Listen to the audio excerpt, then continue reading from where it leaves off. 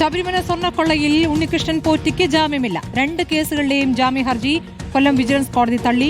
ആദ്യം അറസ്റ്റിലായ ആളാണെന്നും റിമാൻഡ് 90 ദിവസമാകുന്നു എന്നുമാണ് പോറ്റിയുടെ വാദം. ഇനിയും തൊണ്ടി മുതൽ കണ്ടെടുക്കാനുണ്ടെന്ന് SIT കോടതി അറിയിച്ചതോടെയാണ് ജാമ്യ ഹർജി തള്ളിയിരിക്കുന്നത്.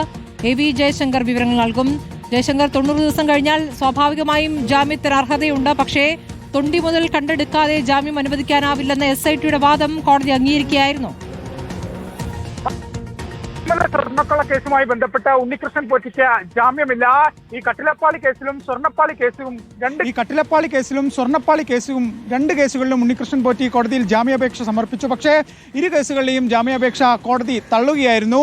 ഉണ്ണികൃഷ്ണൻ പോറ്റി കോടതിയിൽ പ്രധാനമായി ഉന്നയിച്ച വാദം, താൻ ഈ കേസുമായി ബന്ധപ്പെട്ട് ആദ്യം അറസ്റ്റിലായ ആളാണ്, 90 ദിവസത്തോളമായി ജയിലിൽ കഴിയാൻ തുടങ്ങിയിട്ട്, അതുകൊണ്ട് തന്നെ തനിക്ക് ജാമ്യം അനുവദിക്കണം, അതൊരു സ്വാഭാവിക നീതിയാണെന്ന് ഉണ്ണികൃഷ്ണൻ പോറ്റിയുടെ അഭിഭാഷകൻ കോടതിയിൽ വാദിച്ചു. പക്ഷേ SIT സംഘം ഇതിന് മറുപടിയായി നൽകിയത് ഈ ശബരിമല സ്വർണ്ണക്കൊള്ളയുമായി ബന്ധപ്പെട്ട് ഇനിയും തൊണ്ടി മുതൽ കണ്ടെത്താനുണ്ടായതുമായി ബന്ധപ്പെട്ട അന്വേഷണം പുരോഗമിക്കുന്ന സാഹചര്യമാണ്.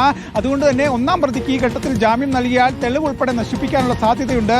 അതുകൊണ്ട് ഒരു കാരണവശാലും ജാമ്യം നൽകരുതെന്ന് കൊല്ലം വിജിലൻസ് കോടതിയിൽ SIT സംഘം വാദിച്ചു. ഇതോടെയാണ് കൊല്ലം വിജിലൻസ് കോടതി ഉണ്ണികൃഷ്ണൻ പോറ്റിക്ക് ജാമ്യം അനുവദിക്കേണ്ട എന്നൊരു തീരുമാനത്തിലെത്തിയത്. അങ്ങനെ ജാമ്യം അപേക്ഷ തള്ളുകയായിരുന്നു. എന്തായാലും വരും ദിവസങ്ങളിൽ അധികം വൈകാതെ ഉണ്ണികൃഷ്ണൻ പോറ്റി ജാമ്യം തേടി ഹൈക്കോടതിയോ ഇല്ലെങ്കിൽ ജില്ലാ സെഷൻസ് കോടതിയോ സമീപിക്കാനുള്ള സാധ്യത തള്ളിക്കളയാനാകില്ല. എന്തായാലും ഈ സ്വർണ്ണപ്പാളി കേസിലെ ശബരിമല സ്വർണ്ണക്കൊള്ളയുമായി ബന്ധപ്പെട്ട് ആദ്യം അറസ്റ്റിലായ ഉണ്ണികൃഷ്ണൻ പോറ്റിക്ക് 90 ദിവസം കഴിയുമ്പോഴും കോടതി ജാമ്യം അനുവദിക്കുന്നില്ല.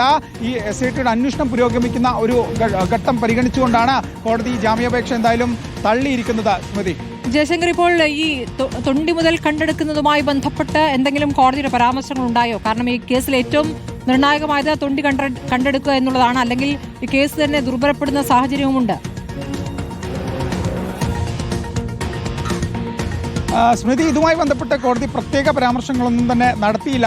ഹൈക്കോടതി ഉൾപ്പെടെ SITയുടെ അന്വേഷണത്തിന് പൂർണ്ണ പിന്തുണ നൽകിയിരിക്കുന്ന ഒരു ഘട്ടമാണ്. വലിയ വിമർശനങ്ങൾ ഈ ശബരിമല ദേവസ്വം ബെഞ്ച് ഇതുവരെ ഹൈക്കോടതിയിൽ ഈ കേസെത്തുന്ന ഘട്ടത്തിൽ ഒരു ഘട്ടത്തിലും ഈ SITയുടെ അന്വേഷണത്തെ വിമർശിച്ചിട്ടില്ല എന്ന പ്രത്യേകതയുണ്ട്. ഏറെക്കുറെ നേരായ ദിശയിൽ തന്നെയാണ് അന്വേഷണം പോകുന്നതെന്നാണ് കോടതിയുടെ ഒരു വിലയിരുത്തൽ. ആ ഒരു ഘട്ടത്തിൽ ഈ വിജിലൻസ് കോടതി മറ്റു തരത്തിലുള്ള പരാമർശങ്ങളിലേക്കൊന്നും കടന്നില്ല. കോടതിയുടെ മുന്നിൽ ജാമ്യാപേക്ഷ എത്തി. അങ്ങനെ കോടതി SITയോട് ഇല്ലെങ്കിൽ പ്രോസിക്യൂഷനോട് ഇതുമായി ബന്ധപ്പെട്ട വിശദീകരണം തേടി, അവരുടെ നിലപാടെന്താണെന്ന് തേടി. ആ നിലപാടിലാണ് അവർ പറഞ്ഞത് തൊണ്ടി മുതൽ ഉൾപ്പെടെ കണ്ടെത്താനുണ്ട്, അതിനുവേണ്ട അന്വേഷണം പുരോഗമിക്കുന്നു എന്നാണ്. എന്തായാലും വിവിധ ഇടങ്ങളിൽ നിന്ന് SIT പലതരത്തിലുള്ള സ്വർണ്ണങ്ങൾ ഉൾപ്പെടെ കഴിഞ്ഞ മാസങ്ങളിലൊക്കെ പിടിച്ചെടുക്കുന്ന സാഹചര്യം ഉണ്ടായി. ഇതൊക്കെ തന്നെ ശാസ്ത്രീയ പരിശോധനയ്ക്ക് നിലവിൽ അയച്ചിരിക്കുകയാണ്. എന്തായാലും വിശദമായി ഈ വിഷയവുമായി ബന്ധപ്പെട്ട് SITയുടെ അന്വേഷണം പുരോഗമിക്കുകയാണ്.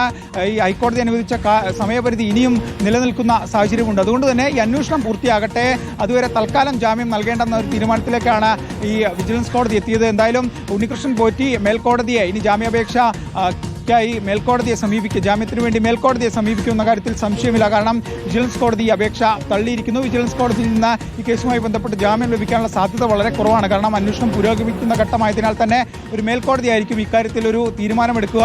വരും ദിവസങ്ങളിൽ തന്നെ ഉണ്ണികൃഷ്ണൻ പോറ്റി മേൽക്കോടതിയെ സമീപിക്കും. അവിടെയും ഉണ്ണികൃഷ്ണൻ പോറ്റി ഉന്നയിക്കുന്ന പ്രധാന വാദം ഇതായിരിക്കും. 90 ദിവസം 3 മാസത്തോളമായി ജയിലിൽ കിടക്കുന്നു, കേസിലെ ആദ്യ പ്രതിയാണ്, തനിക്ക് ജാമ്യമില്ല, ആരോഗ്യ പ്രശ്നങ്ങൾ ഉൾപ്പെടെ ഉണ്ണികൃഷ്ണൻ പോറ്റി ചൂണ്ടിക്കാണിക്കുമെന്നാണ് മനസ്സിലാക്കുന്നത്. ശരി, AV ജയശങ്കറാണ് വിവരങ്ങൾ നൽകിയത്. 2 കേസുകളിലെയും പോറ്റിയുടെ ജാമ്യാപേക്ഷകൾ കോടതി തള്ളിയിരിക്കുന്നു.